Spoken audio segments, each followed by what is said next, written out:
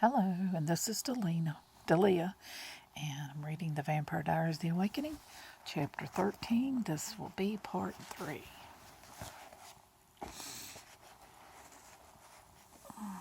Lena has failed. There was a dull thud and the arms tightened, weight giving against her, absorbing the crash. Then all was still. She held herself motionless within the circle of those arms, trying to get her bearings, trying to believe yet another unbelievable thing. She had fallen from a three-story roof, and yet she was alive.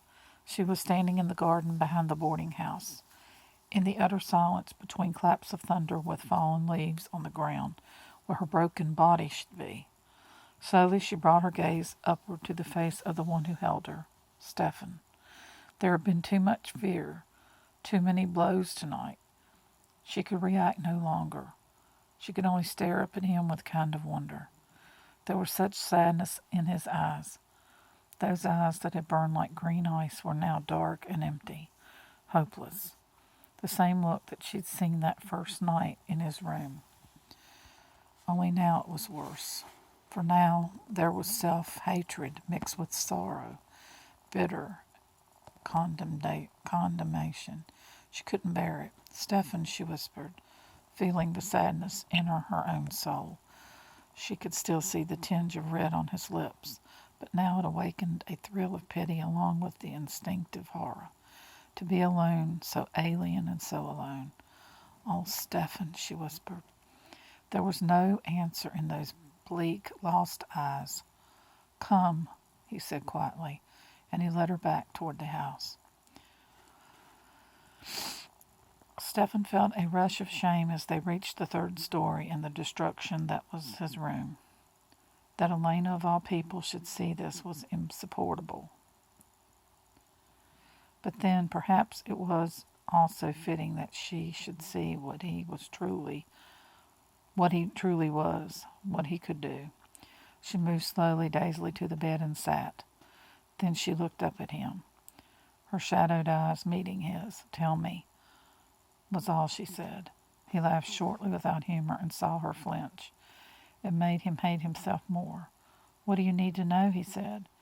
He put a foot on the lid of an overturned trunk and faced her almost defiantly, indicating the room with a gesture. "Who did this?" "I did." "You're strong," she said, her eyes on a capsized trunk.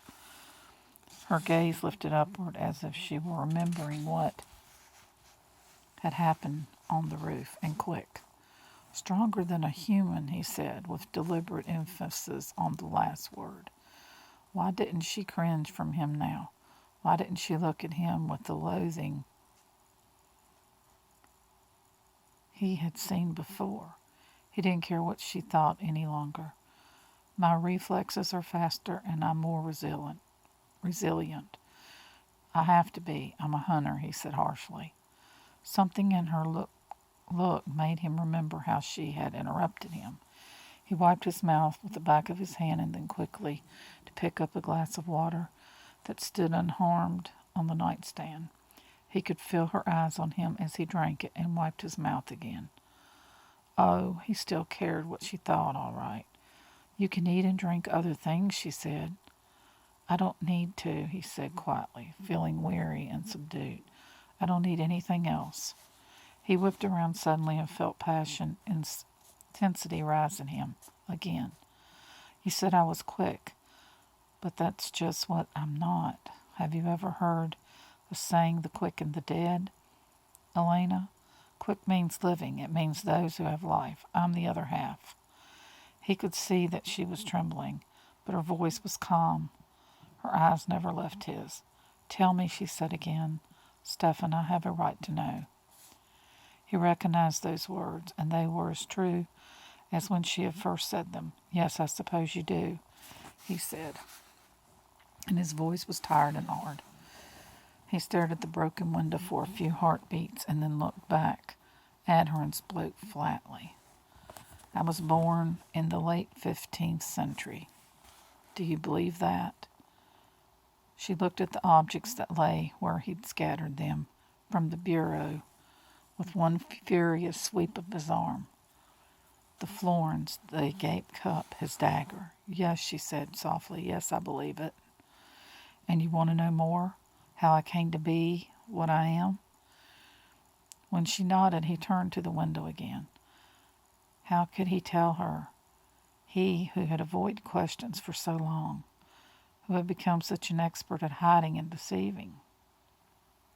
There was only one way, and that was to tell her the absolute truth, concealing nothing, to lay it all before her. What he had never offered to any other soul, and he wanted to do it.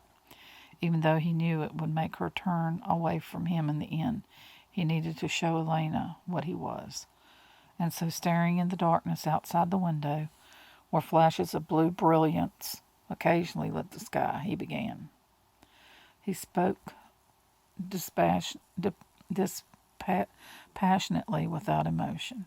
Carefully choosing his words, he told her of his father, that solid Renaissance man, and of his world in Florence and at their country estate. He told her of his studies and his ambitions, of his brother, who was so different than he, and of the ill feeling between them. Okay, I have to stop and go to the next chapter.